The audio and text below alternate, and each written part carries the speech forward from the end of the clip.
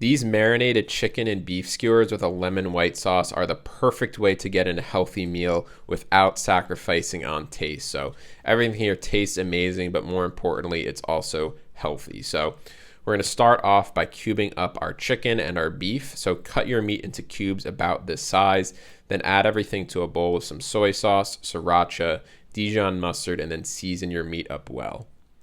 So we're going to mix everything together and let this marinate for at least 15 minutes.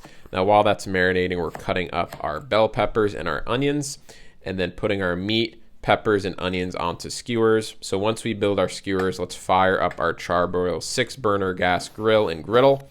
Get the grill cleaned up, and then we are adding our skewers to the grill side.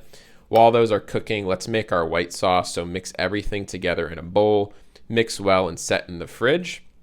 And then we're going to go out and turn our skewers. So you can see we got a nice char on these. Make sure your grill is nice and hot. Then adding some lemons, we're grilling these up too to add some sweet, delicious flavor.